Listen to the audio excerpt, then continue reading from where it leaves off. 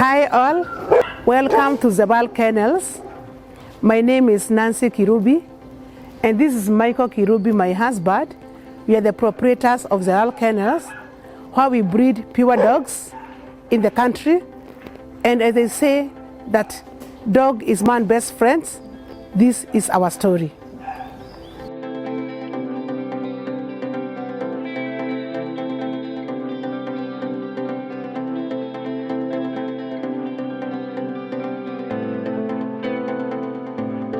My journey in dog breeding started in the year 2003. We were in business. We've been in business with my husband for many years. We are in the printing business, but along the way I thought of doing a different thing. And actually when I was doing some feasibility study, I realized that dog business has not been flooded. So I talked to my husband and I told him that I would love to have a dog breeding business. He bought the idea and that's when he started looking for dogs. We started this breeding with like 3 dogs. What happened, we started with German Shepherd. We didn't know much about the other breeds. We started with German Shepherd, 3 dogs. But the most unfortunate thing is that the first lot, or the first 3 that we got, they all died from parvovirus. It was very discouraging, but we kept on moving. So along the way, he started now bringing along some other breeds.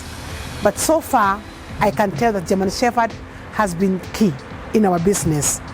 But now, we started integrating some other breeds. We started with German Shepherd, then we got along, we had Rottweiler, we had Bull Mastiff, we had French Mastiff, South African Boer, we have St. Bernard, we have the Caucasian, and the small dogs like Japanese Spitz and Terriers. What I ensure most is that I don't crossbreed. I ensure I give pedigree dogs, and I ensure that when I give my dogs, they are fully vaccinated. So to ensure that kind of flow of business and having good clientele base, you have to be very transparent, you have to be very honest in your business. Most of the clients will ask for German Shepherd. Others will also ask for the Belgian Marinois because it's very good in attacking, very good in guarding, and very good in tracking. That's what I'm breeding at the moment. I've come to realize most Kenyans love dogs. People buy dogs for their own securities. Others are simply dog lovers, so they keep them in their homes. So what I've come to realize is that when you have the right breed, when you breed the dogs very well, they'll even be easier to train them because they have to undergo training. There are various types of training in dogs. There is obedience, there's aggressiveness, there is poisoning, there's obedience. So a dog of this nature will be easier to train, to be easier to understand. So I would advise people to buy the right dogs from the right breeders. Dogs also experience diseases, and especially the young ones, because there's a virus called parvovirus. So when the dogs are not vaccinated against parvovirus and the wave comes, you get your whole breed dying. We normally give 4 vaccines before I sell my dogs. We give first parvo, second parvo, third parvo, and another one called HRP. So when you're buying dogs from us, I will ensure they've gotten all this before I dispose them at 2 months. I would like to take you around. You see what we have, the different breeds that we have, because I've talked about them. Let's do it.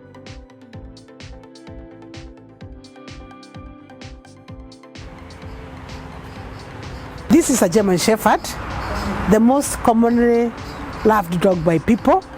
It's a German Shepherd, a long coat.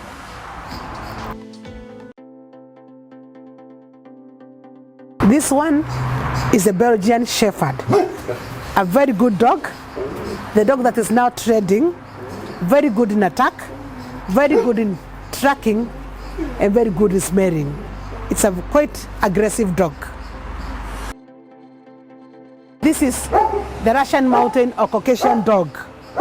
It's a very aggressive dog, big-bodied, and very good for guarding also.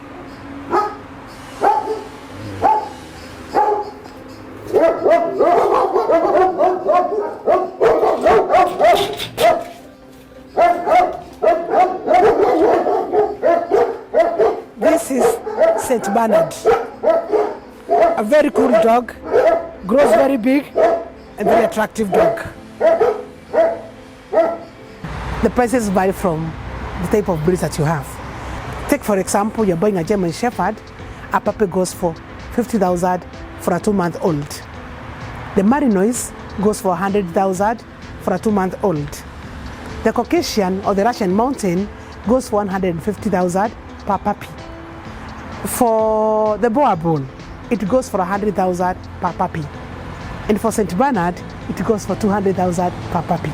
The reason why the prices vary is because like now, the Malinois and the German Shepherd are direct imports. So there's a new bloodline. We import our dogs from Holland, from the company called Puppy. So you see, when I buy that small puppy from across there, I'll have to come, bring it, rear it up, and it's quite a good cost of money. So I vary the prices depending on where I sourced my dogs from. When it comes to feeding, I'll start with the puppies. The way you bring up your child when they are very small is the way you bring up our puppies. Because a healthy puppy will give you a bigger dog. So for a puppy, we give them milk. We buy milk, we give Weetabix, we give eggs to ensure that the puppy grows in good condition. Because now the mother cannot be able to feed, to have enough milk to feed the puppies, we must supplement the mother's milk by giving that. Then as they grow up, you give soup. But for the bigger dogs, because they are big, they are only fed once in a day. You can decide the hour, whether it is in the afternoon or morning hours. Our dogs are fed in the afternoon at lunchtime. We give them rice. We give them rice mixed with meat. So the guys wake up in the morning, they do rice, and they feed them. Dogs are only fed once in a day. Other than the mothers who have given birth, we ensure they give them thrice a day for the production of milk. The reason why we give rice, to us it's cheaper because I'll buy rice in bulk. Then there's a time we used to give ugari, but because the flour has aflatoxin kills the dogs. So we stopped giving ugari because we might source for maize, take to a portion mill, give them ugari. We don't know whether it has aflatoxin or not. But with rice, we are very well assured that this is quality, this is good. When you come to our kennel and you pick a dog from us, I'll give you the vaccination card. Then I'll advise you on what I've been giving your dog, so that when you go out, you're able to do the same thing. But in case you go for the other feeds from the supermarket, I will ensure to advise you on what to take, the dewormers, and any other supplements that they need. The dogs must be washed every week. There's a shampoo called Stelladon. It keeps off the frizz. Secondly, during the week, they are brushed. And then you also need to walk these dogs. They cannot just be confined in one place, they need to be walked around. So if you have a compound, ensure the dogs are moving because of their bones. When you're doing a kennel, okay, some people do the wooden, they buy the wooden ones. But you see, the dog's so much confined, it's not able to move. But with this kind of kennels, ensure there is space for dog to walk. Ensure the kennel can be washed thoroughly with Dettol and Jik to ensure cleanliness. In dog business, the biggest challenge is the staff. At times they will come, they will go, and you have to do it yourself. If they're not there, you have to do it. Because one thing, you have to arise very early in the morning, you do the cleaning, you have to brush their hair, these dogs need to be walked. So when you don't have enough staff, at times you're forced to come in and do it yourself. Secondly, the matter to do with the feeds. I buy my rice from a company called King's Commodity, and you know at times there's not enough food. So at times you're forced to go source elsewhere.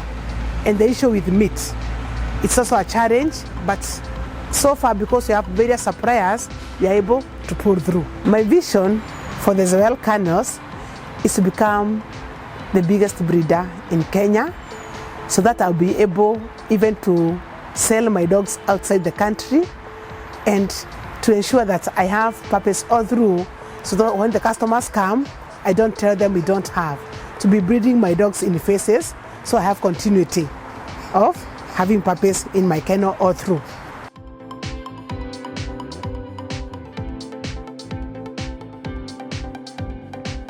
That was my story from the World Kennels. I'm curious to know what you are doing in agribusiness space.